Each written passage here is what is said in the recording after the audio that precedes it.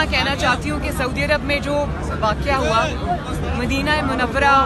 ایک ایسی جگہ ہے جس کے بارے میں سورہ حجرات کی آیت ہے کہ اپنی آواز نبی صلی اللہ علیہ وآلہ وسلم کی آواز سے بلند نہ کرو. تو یہ سیاسی دشمنی میں اتنے آگے بڑھ گئے کہ انہوں نے اس جگہ کے تقدس کا، اس ہستی کا لحاظ نہیں کیا جو اللہ تعالیٰ کی محبوب ہستی ہے. تو میں سمجھتی ہوں کہ صرف پاکستان میں نہیں بلکہ اکراس دا گلوب مسلمانوں کے جذبات ہرٹ ہوئے اور یہ نہیں ہونا چاہیے تھا، اور یہ بڑا پلان طریقے سے ہوا. سعودی عرب نے اریسٹ بھی کیے ہیں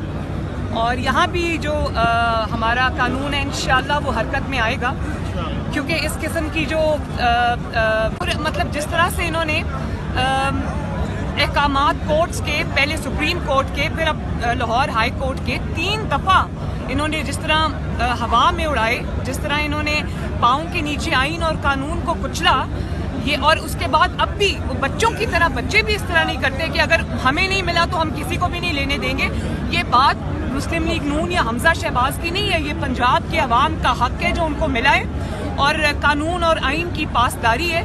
وہ میں ان جوکروں سے ایکسپیکٹ نہیں کرتی. میڈم نواز شریف کا نام لے کے کہہ رہے ہیں کہ انہوں نے اور میں یہ سمجھتی ہوں کہ اگر ابھی بھی یہ کچھ کریں تو ان سب کو اریسٹ کر کے سلاخوں کے پیچھے پھینکنا چاہیے. یہ کسی رعایت کے، کسی رحم کے مستحق نہیں. عمران خان